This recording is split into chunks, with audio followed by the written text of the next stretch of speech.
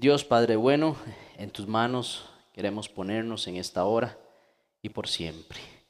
Oh Señor, tu misericordia nos ha traído hasta acá hoy. Has acompañado también a mis hermanos, mis hermanas, donde están, su casita probablemente, o quizá en algún lugar de descanso también. Oh Dios, te pido que les acompañes y les bendigas ahí donde están y que regresen con bien si es que están en otro lugar. Gracias porque nos permites iniciar un año. Queremos hacerlo de tu mano. Queremos pedir tu misericordia que nos acompañe para así, al salir, saber que vamos con tu presencia, Señor. Que tu Espíritu Santo nos acompañe en esta noche, en esta hora, para estudiar tu palabra. También el espíritu de profecía, palabras de vida del gran Maestro, de Jesús, que fueron impregnadas en este libro y son también para nuestro entender.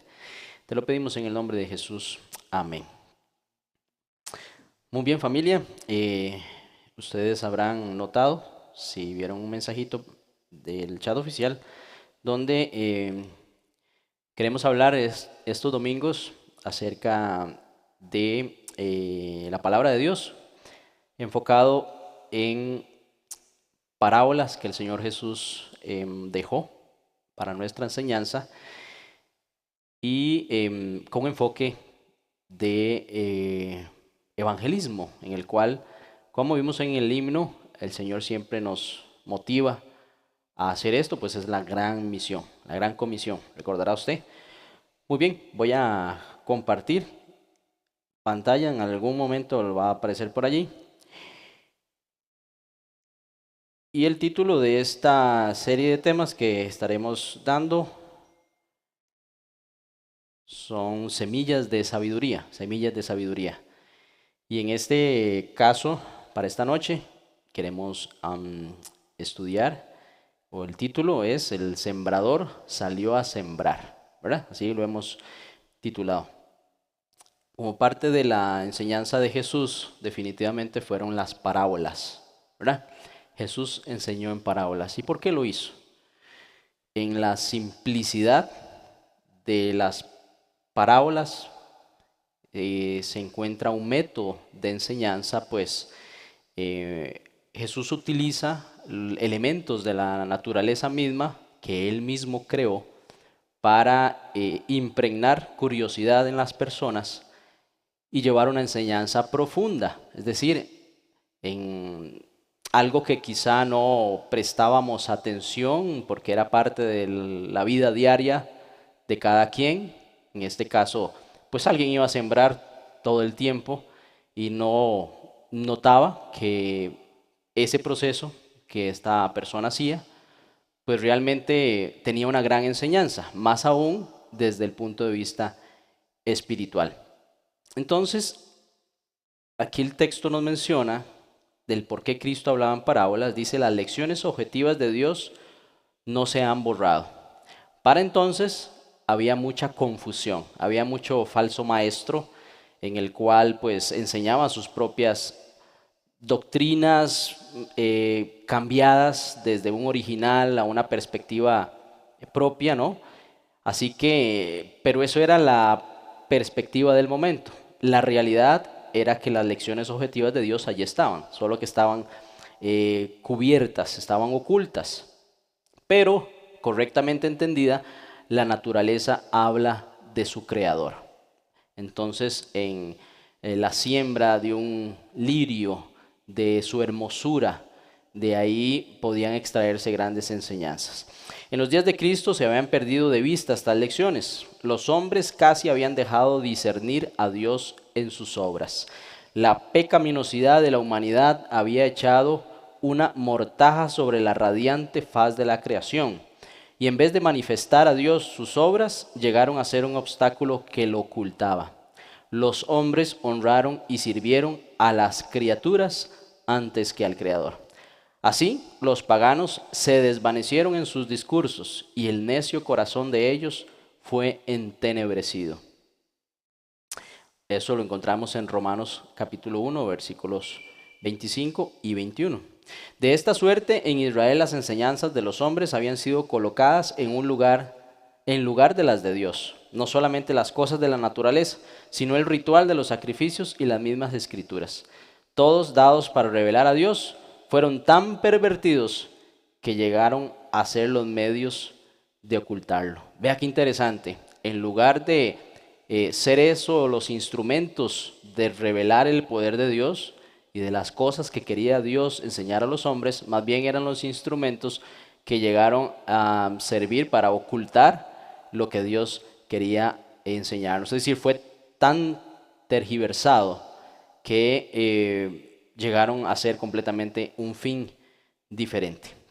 Así que el Señor, por medio de las parábolas, encontró una forma muy sabia, y además que la profecía así lo decía, que iba a venir y explicar en forma de parábolas, porque las parábolas en sí eran una denuncia sobre cosas que estaban haciéndose mal, pero lo hacía de una forma que despertaba la curiosidad de las personas y los invitaba a hacer preguntas al respecto.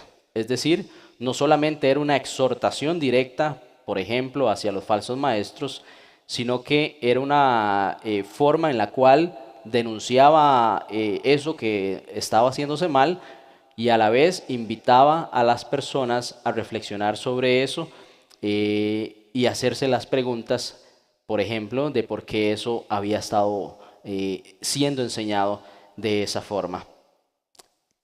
De hecho, los discípulos, cuando él explica o cuenta sus palabras, llegaban a preguntarle su significado porque despertaba ese interés. Entonces, como introducción, es importante dimensionar la razón y la sabiduría del cielo de presentar por medio de elementos reales que cada quien entendía en su diario vivir, los recibía y aplicaba una enseñanza, de forma tal que cuando el maestro no estaba y la persona iba a realizar esas actividades o veía esos elementos en la naturaleza, se acordaba de la enseñanza del maestro y despertaba aún más la curiosidad.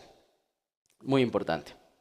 Muy bien, el sembrador salió a sembrar. Esa es la lección número 1. Queremos que sea un estudio también, que usted lo tenga. Yo lo voy a compartir en su momento para que sea parte del material que vamos a ir acumulando domingo tras domingo con la ayuda del Señor. Muy bien, ¿qué le parece si avanzamos por el tiempo y presentamos la parábola del Señor Jesús? ¿Qué parábola compartió Cristo junto al mar? Dice el relato que la gente se agolpaba de alguna forma porque era mucha, así que el Señor tuvo que pedir subirse en una pequeñita barca para desde ahí compartir este mensaje que él consideró era necesario en este momento. Dice el versículo 3 de Mateo capítulo 13, dice, bueno, sí, el 3, vamos a leer. Les habló muchas cosas por parábolas diciendo, el sembrador salió a sembrar. Mientras sembraba, parte de la semilla cayó junto al camino y vinieron las aves y la comieron. Parte cayó en pedregales, donde no había mucha tierra, y brotó pronto, porque no tenía profundidad de tierra. Pero cuando salió el sol, se quemó, y como no tenía raíz, se secó. Parte cayó entre espinos, y los espinos crecieron y la ahogaron. Pero parte cayó en buena tierra y dio fruto, cuál a 100, cuál a 60 y cuál a 30 por uno. El que tiene oídos, oiga, para oír, oiga. Muy bien, ahí vemos entonces la parábola del sembrador. Dice que hay un sembrador, salió a sembrar y parte de esa semilla cayó en un lado del camino, pues llegaron las aves, las comieron, otros elementos de los pedregales también. No había mucha tierra por allí, no había profundidad. Después sale el elemento del sol, se quemó y también pues no tenía raíz, se secó. También otra parte en los espinos. y los espinos crecieron y la ahogaron. Pero también había buena tierra, y eso hizo que esta semilla germinara y diera el fruto. Y no dio fruto poquito, sino que dio bastante, bastante fruto. Y ahí el Señor menciona algo que pues es muy interesante. El que tiene oídos, oiga. Es decir, preste atención a lo que yo estoy diciendo. Y esto menciona al Espíritu de Profecía como Jesús junto al lago divisaba la hermosa llanura de Genezaret. Más allá se levantaban las colinas, y sobre las laderas y la llanura, tanto los sembradores como los segadores se hallaban ocupados. Es decir, Cristo miró esa escena y consideró que podía utilizarla para que las demás personas también pues se identificaran con esta enseñanza que él quería mostrar. Es decir, ellos podían observar lo que él también estaba diciendo. Unos echando la semilla y otros recogiendo los primeros granos, mirando la escena. Es decir, había algo de la vida real que en ese momento Jesús también estaba contemplando y llevó la mirada de los demás allí. Muy bien, en Juan capítulo 1, versículo 10, vamos a irnos a Juan, capítulo 1, versículo 10, nos menciona la palabra de Dios, una respuesta que vamos a buscar en la siguiente pregunta. Dice, ¿por qué la multitud no se dio cuenta quién era el que les hablaba? Es decir, había un hombre que llamaba mucho la atención, que tenía gran sabiduría y que algunos decían que era el Mesías, ¿sí? Y ellos tenían curiosidad también. Estaban sus discípulos, pero habían personas que no sabían quién era el que estaba allí, quién estaba dando esa enseñanza. En Juan 1:10 nos dice la palabra, en el mundo estaba y el mundo fue hecho por medio de él, pero el mundo no lo conoció. Es decir, Jesús traía un mensaje muy importante para el mundo. Sin embargo, muchos de los que estaban allí estaban esperando un Mesías que viniera a gobernar sobre Roma, no a enseñar en parábolas y a sembrar la semilla del reino en los corazones de cada quien. Así que el mundo, naturalmente, el corazón del hombre es contrario a las cosas de Dios si no predispone o dispone el Espíritu para la enseñanza.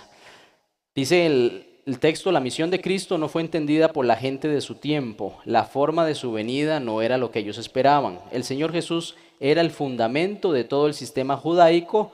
Su imponente ritual era divinamente ordenado. El propósito de él era enseñar a la gente que al tiempo prefijado vendría aquel a quien señalaban esas ceremonias. Estaban más enfocados en las ceremonias. Más adelante, si usted continúa leyendo este texto en el libro de Palabras de Vida del Gran Maestro, en esta parte, menciona cómo todos estaban enfocados más en las ceremonias. Y era, podemos decir, casi un culto a la ceremonia, pero se habían olvidado de quién apuntaba estas ceremonias, y era Jesús. Entonces la gente, podemos decir, que tenía un velo, tenía una religiosidad inclusive, pero habían perdido de vista a dónde apuntaba esas ceremonias. Muy bien, ¿cuál fue la misión terrenal de Cristo? Bueno, podemos ver cómo se esperaba un libertador en una forma pues de un general, quizá de un gran gobernador, y más aún uno que podía, con solo decirlo, alimentar a toda una población de 5,000 personas. Imagínense qué éxito podía haber tenido un gobernador con esas habilidades como Cristo. Sin embargo, en Mateo capítulo 13, versículo 37, ahí lo puede buscar en su dispositivo. Mateo capítulo 13, versículo 37. Dice así la palabra del Señor. Pues por tus palabras serás justificado y por tus palabras, perdón, estoy equivocado, 13, versículo 37. Dice así la palabra del Señor. Dice, respondiendo, Él les dijo, el que siembra la buena semilla es el Hijo del Hombre. Cristo vino a sembrar la buena semilla en el corazón de los hombres. Si entendemos que hay una buena semilla, es porque hay una mala semilla, que había sido sembrada por mucho tiempo hacia atrás. Desde la caída de Adán y Eva, el enemigo ha venido sembrando la semilla del error. Y aquí nos menciona cómo Cristo vino a corregir esa mala siembra, ¿sí? Que estaba produciendo definitivamente una muy mala cosecha. Y esa era la misión de Cristo en el mundo. Cuando Cristo había venido, no como rey, sino como sembrador, no para derrocar imperios, sino para esparcir semillas, no para señalar a sus seguidores triunfos terrenales y grandeza nacional, sino una cosecha que debe ser recogida después de pacientes trabajos y en medio de pérdidas y desengaños. Es decir, iba a ser un proceso arduo. Esto no iba a ser algo sencillo. Iba a tener que ser con paciencia, como lo hace un sembrador, que siembra la semilla y tiene que esperar a que ella germine, hay que cuidarla, hay que prestar atención, hay que velar porque crezca bien, hay que darle abono, ¿sí? Hay que cuidar que no se queme, hay que cuidarla de los insectos que andan allí queriendo, ¿verdad?, comerla, y en medio, pues, de muchas dificultades. Así que si usted está atravesando una dificultad en este momento, pues es parte de ese crecimiento con la semillita que Jesús puso en su corazón, que necesita usted también cuidarla y avanzar en medio de todo este, bueno, también engaño que hay en el mundo, que debemos siempre estar atentos. Muy bien, la pregunta que sigue, para que usted y yo la respondamos. ¿Por qué no entendieron toda la misión y el mensaje compartido por Cristo? Vamos a irnos a Lucas. Ahí usted tiene en su pantallita Lucas 8:10. Lucas 8:10. Muy bien, por aquí ya yo tengo Lucas 8:10. Espero que usted también lo tenga. Lucas 8:10 dice la palabra del Señor. Él dijo, a vosotros os es dado conocer los misterios del reino de Dios, pero a los otros por parábolas, para que viendo no vean y oyendo no entiendan. Estas son las paradojas, le llamo yo, de la enseñanza de Dios, porque son contrarias al razonamiento humano. Lo vimos, bueno, ayer también, y lo vimos en una semana de oración anteriormente. Es decir, Cristo, aún hablándole en palabras sencillas, simples, con una enseñanza profunda, como diciendo o pensando, mi razonamiento es como para que no haya forma de que no lo entienda, ¿verdad? Como que es de entender. Sin embargo, aún así no entendieron. Es decir, no vino con una, qué sé yo, cómo decirlo, con un pensamiento así muy profundo, que había que, pues, hacer un análisis detenido de horas para poder descifrar ese mensaje. No, estaba en una parábola, en simples ejemplos, pero con profundo significado que impactaba el corazón. De allí que dice la palabra 8:10 al final de este versículo, que es muy impresionante, para que viendo no vean. Es decir, tenían a los sembradores, tenían a los segadores, tenían toda la cosecha allí, tenían todos los elementos y aún así no veían, ¿sí? Y para que 10 dice, oyendo no entiendan. Es decir, les llegó la luz y bueno, simplemente no quisieron observar. Y a los discípulos dice, a vosotros es dado a conocer los misterios del reino. Es decir, había una cercanía de los discípulos con Jesús, también tenían pues más enseñanzas por estar con él. Recordarán algunos diálogos como cuando Pedro le declaró que él era el Hijo de Dios y bueno, después le pide que no vaya a padecer los padecimientos y se genera toda esta dinámica. Es decir, había más dinámica entre los discípulos y Jesús, de conversaciones más profundas, eran sus amigos y él oraba por ellos para que no cayeran en tentación, y a los fariseos les mostraba, de hecho cuando él predicaba hacia todos y allí estaban los fariseos. Es como decir, yo estoy dando esta enseñanza y ellos pues simplemente no la tomaban. Dice, los fariseos percibieron el significado de la parábola de Cristo, pero para ellos su lección era ingrata. Es decir, los estaba, digamos, como calificando mal. Aparentaron no entenderla. Quiere decir como que sí les llegaba al corazón. Esto hizo que a los ojos de la multitud un misterio todavía mayor envolviera el propósito del nuevo maestro, cuyas palabras habían conmovido tan extrañamente su corazón y chasqueado tan amargamente sus ambiciones. Los mismos discípulos no habían entendido la parábola, pero su interés se despertó.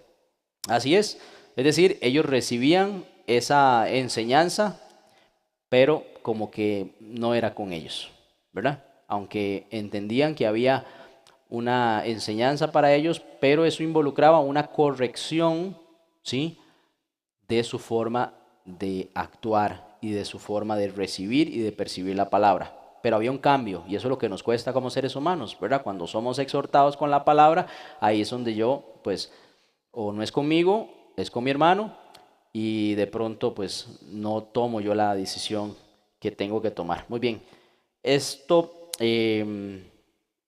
se refleja en la vida de los fariseos que estaban allí con Jesús. Y los discípulos, dice que despertaba la curiosidad en ellos y después les iba a preguntar.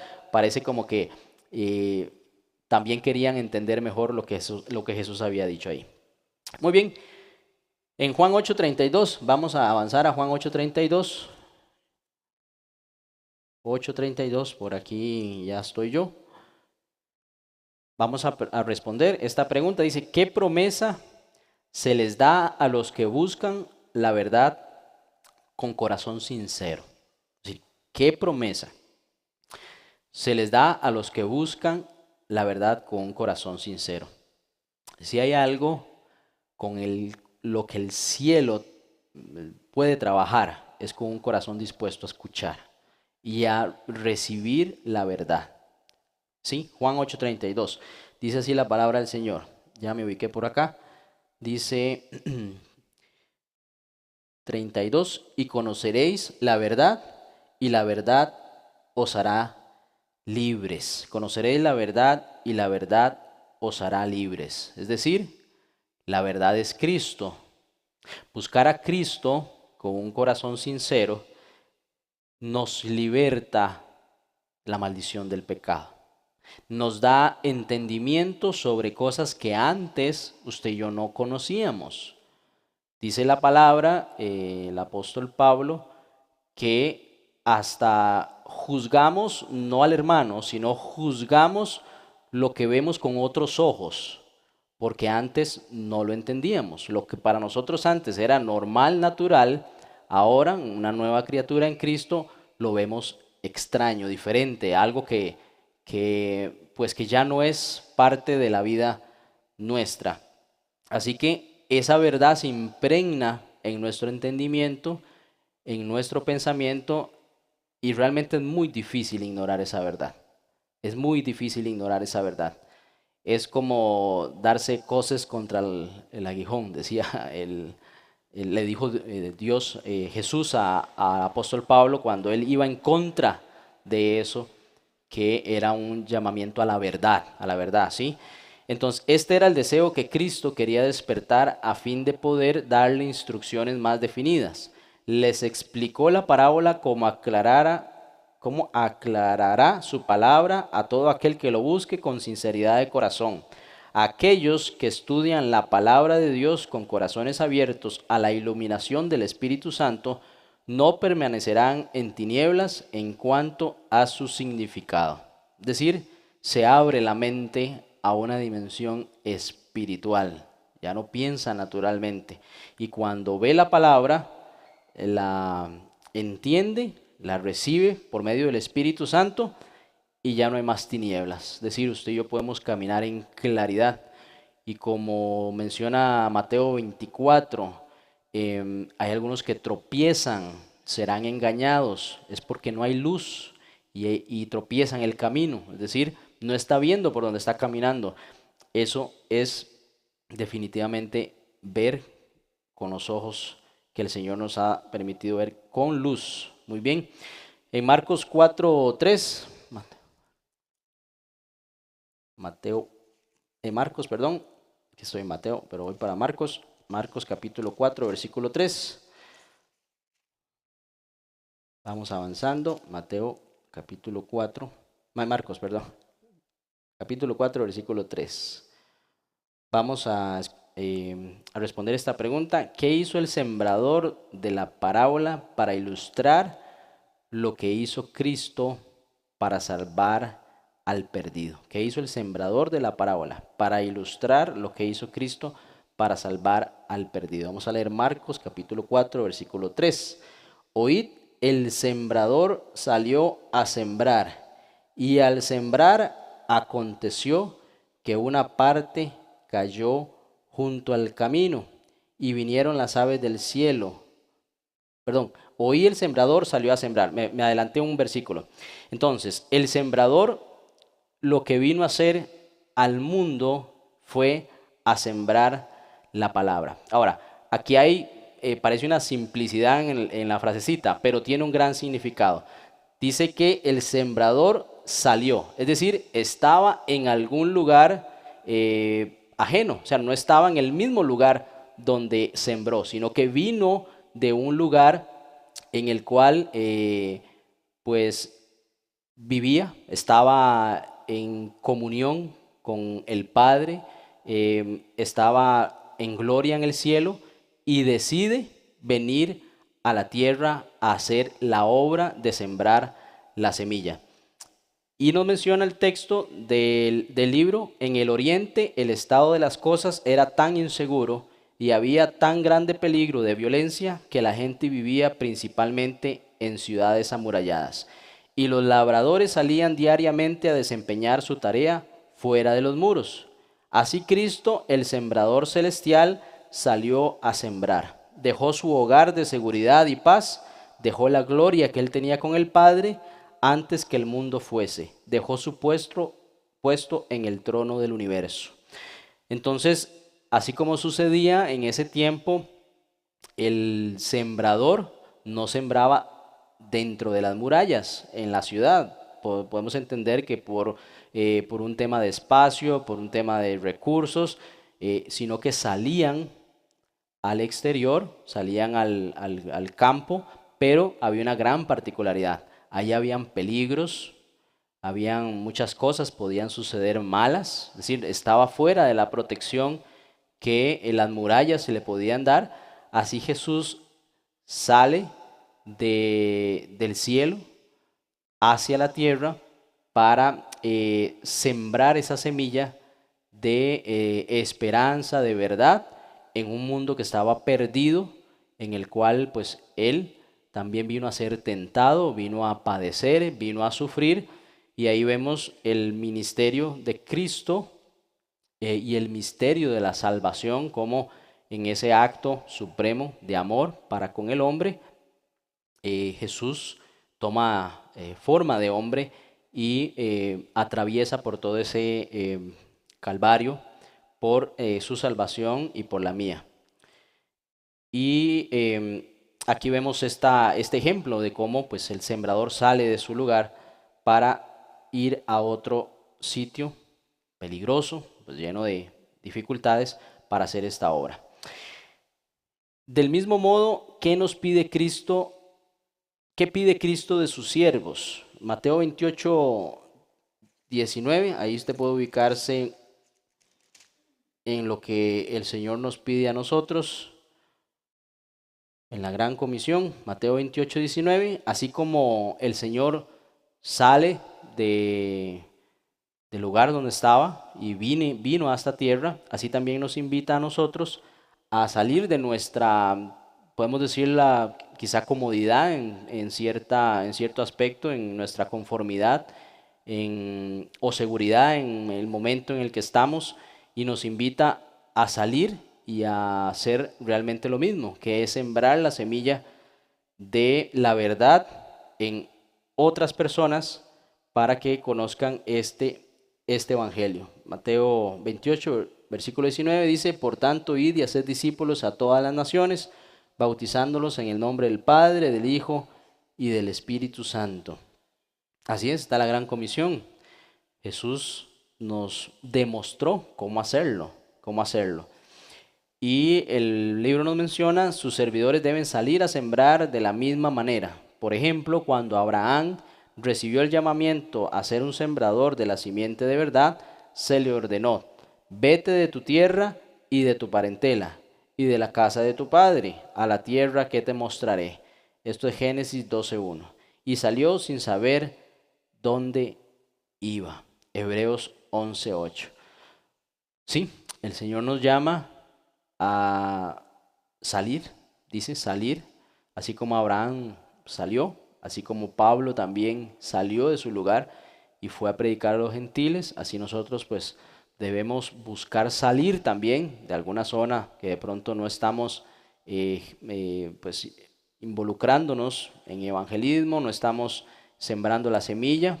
Es momento de iniciar, es un buen tiempo, estamos empezando el año, así que propongámonos sembrar la semilla y salir de donde sea que estemos e ir a buscar lo que se había perdido, como menciona la palabra. Muy bien, Marcos 4:14, Marcos 4:14. Vamos a ubicarnos en Marcos capítulo 4, versículo 14. Por acá lo tengo yo. Muy bien. ¿Qué vino Cristo a este mundo a sembrar? Marcos 4:14. Dice: el sembrador es el que siembra la palabra. Bueno, y aquí lo está explicando más, ¿sí? La palabra es lo que vino a sembrar el sembrador, es decir, esa semilla que germina la palabra de Dios. Y Juan 1:17, vamos a ir a buscar a Juan 1:17.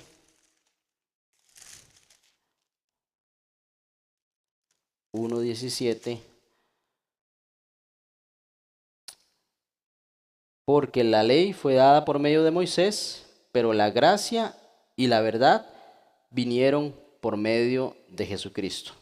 Es decir, Jesús trajo gracia, trajo verdad y vino como sembrador a sembrar la palabra. Cristo vino a sembrar el mundo de verdad. Desde la caída del hombre, Satanás ha estado sembrando la semilla del error, y fue por medio de un engaño como obtuvo el dominio sobre el hombre al principio, y así trabaja todavía para derrocar el reino de Dios en la tierra y colocar a los hombres bajo su poder. Un sembrador proveniente de un mundo más alto, Cristo vino a sembrar las semillas de la verdad.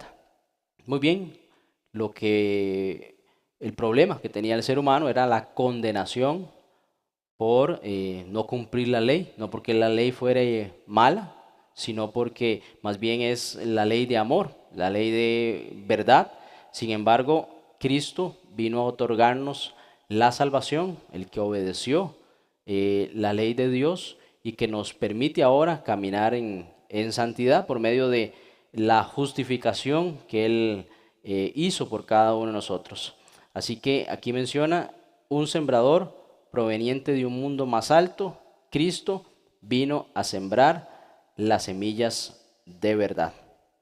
Así que la palabra de Dios es lo que vino a sembrar el Señor Jesús en nuestros corazones.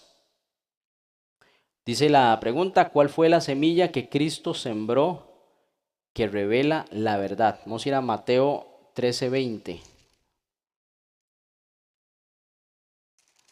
Mateo 13:20, ya casi vamos a ir finalizando. Mateo 13:20 dice así: Mateo 13:20, por acá lo tengo yo. El que fue sembrado en pedregales es el que oye la palabra y al momento la recibe con gozo. Y Juan 17:17.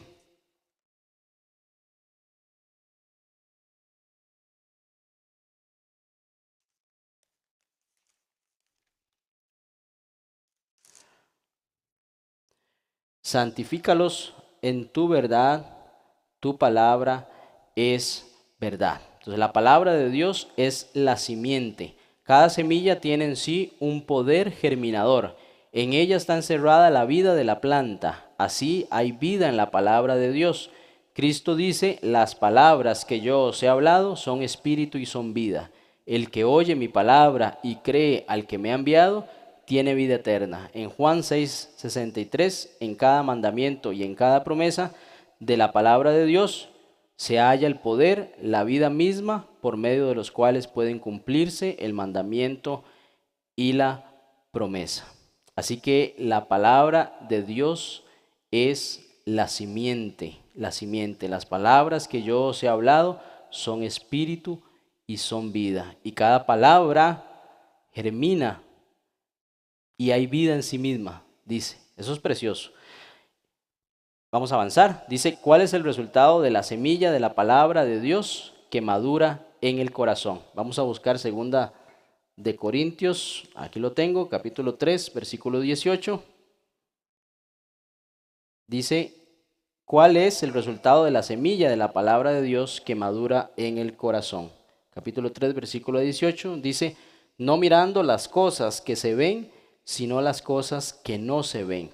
Pues las cosas que se ven son temporales, pero las cosas que no se ven son eternas. Es decir, nos enseña la palabra, esta semilla que lleva fruto. El fruto es un nuevo pensamiento, una nueva vida, una nueva forma de ver las cosas, una forma en la cual no nos aferramos a lo temporal, sino nos aferramos a lo que es eterno. Dice, cada semilla lleva fruto según su especie. Sembrad la semilla en las debidas condiciones y desarrollará su propia vida en la planta. Recibid en el alma por la fe la incorruptible simiente de la palabra. Producirá un carácter y una vida de la semejanza del carácter de la vida de Dios. Es una transformación que hace la palabra en nuestros corazones. Ahora, el enfoque de las enseñanzas y los sermones de Cristo. Eso es algo muy importante. ¿Cuál era el enfoque que tenía estas enseñanzas? En Juan 5:39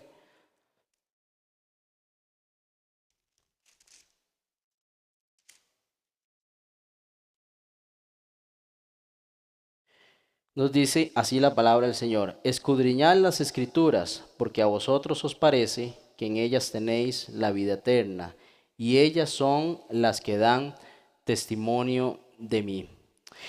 Los maestros de Israel, pues, no estaban sembrando la simiente de la palabra de Dios. La obra de Cristo como maestro de verdad se hallaba en marcado contraste con la de los rabinos de su tiempo. Ellos se espaciaban en las tradiciones, en las teorías y especulaciones humanas. A menudo colocaban lo que el hombre había enseñado o escrito acerca de la palabra y en lugar de la palabra misma. Su enseñanza no tenía poder para vivificar el alma. Así que este texto es muy importante porque al escudriñar nosotros la escritura, ahí obtenemos la vida eterna y es la que nos da testimonio del mismo Jesús. Así que es muy importante siempre tener presente el estudio de la palabra del Señor para avanzar en nuestra vida espiritual y conocer más de Jesús. Es lo más importante, conocer más de Jesús. Y este mensaje que compartió Jesús, Cristo, es también un privilegio nuestro de proclamar. En Mateo capítulo 4, versículo 23,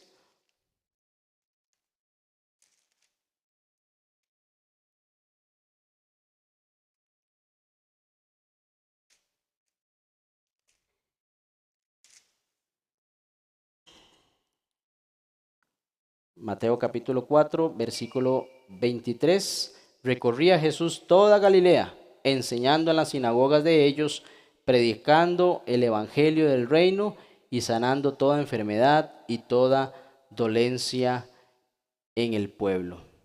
El tema favorito de Cristo era la ternura paternal y abundante de la gracia de Dios. Se espaciaba mucho en la santidad de su carácter y de su ley, y se presentaba a sí mismo a la gente como el camino, la verdad y la vida.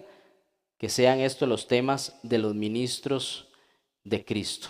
Es decir, Cristo mostraba continuamente el carácter de Dios, la ternura del Padre, la gracia abundante de Dios, y se mostraba como el camino, la verdad y la vida. Y eso es lo que usted y yo debemos de predicar hoy, a Cristo como la única forma de ser salvos y de recibir la justificación de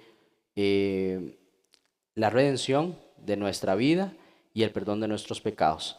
Así que es lo que usted y yo debemos hacer hoy. Antes de llevar a otros a Cristo, ¿cuál debe ser nuestro propio testimonio? Y esto es algo muy importante. En 1 Juan capítulo 1, versículo 2, debemos de caminar con Jesús para mostrar esas verdades que queremos enseñar. Si queremos mostrar el carácter de Jesús, pues ese carácter debe estar impregnado en cada uno de nosotros. Vamos a buscar 1 Juan, capítulo 1, versículo 2, y ya vamos finalizando. Capítulo 1, versículo 2, dice así la palabra de Dios: pues la vida fue manifestada y la hemos visto, y testificamos y os anunciamos la vida eterna, la cual estaba con el Padre y se nos manifestó. Es decir, hay una experiencia de la persona que está enseñando a Jesús. Dice, la hemos visto. Y testificamos y anunciamos la vida eterna, y esta estaba con el Padre y se nos manifestó. Es decir, una experiencia personal de lo que la persona está mostrando hacia otros, que es a Jesús. Muy bien, aquí hemos finalizado el estudio de hoy. Hoy hemos aprendido acerca de quién es el sembrador que salió a sembrar, vino a este mundo a sembrar la semilla de la verdad, la simiente, a corregir el error que se había sembrado por muchos años desde la caída del hombre, lo cual había producido una cosecha pues mala, obscura, sin esperanza. Así que hoy tenemos la dicha de recibir también esa semilla en nuestro corazón y poder presentarla a otras personas. El siguiente estudio es la tierra infértil, la lección número 2, y vamos a continuar estudiando acerca de la parábola del sembrador y de cómo podemos presentar el mensaje de Jesús para recibir sus enseñanzas y aprender cada día más. Vamos al himno final, por favor.